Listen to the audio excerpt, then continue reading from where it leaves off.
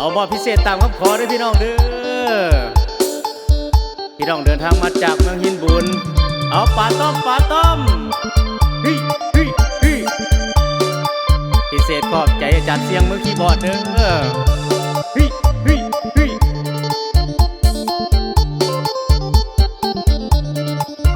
ขอบใจเจ้าของเงินเด้อสิเฮ็ดจังได้ในเมื่อมันเป็นไปแล้วอายมีเมียแล้วก็หูอยู่แก่ใจบ่อยากเลือกเมียบ่อยากเสียน้องสิเฮ็ดจังใดถ้าอายเลือกใดขอเลือกน้อง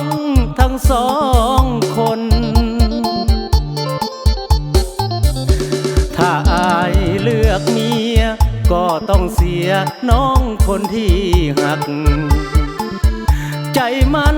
ลำบากคิดหนักวุ่นวายสับสนแต่ว่าตอนนี้อยากเก็บไว้ในใจสองคนอายหักหน้ามนเมียอายก็หักคือกันสองใจสองทางบ่อยากเสียนางบ่อยากเสียเมียลอยมาขอเกียร์สองคนเฮาเข้าใจกันถ้าเมียอายหู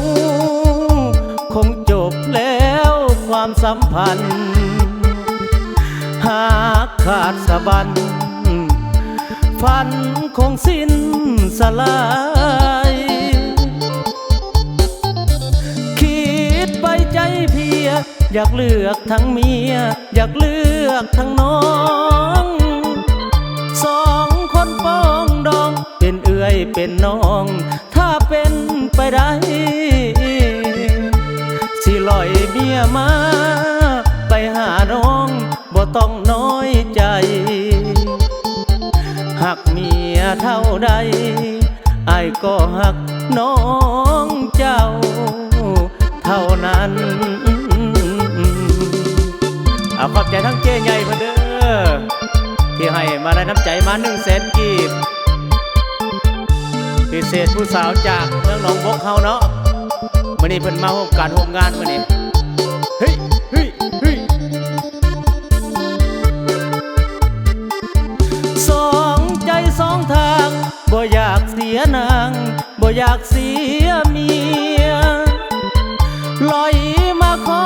เกียร์สองคนเฮาเข้าใจกันถ้าเมียอายหู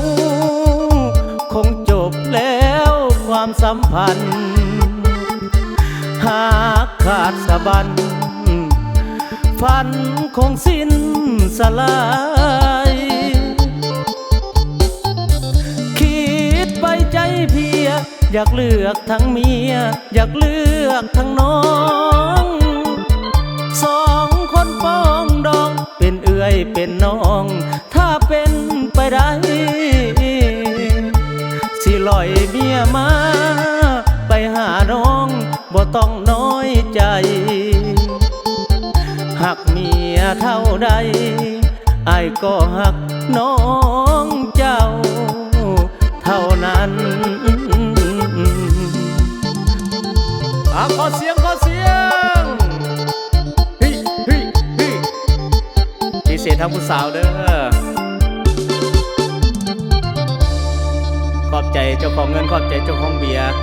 ขอบใจเจ้าผู้สาวจากเมืองหนองบกแล้วก็ผู้สาวที่มาจากเมืองหินบูนเด้อร่ำรวยกันแล้วกัน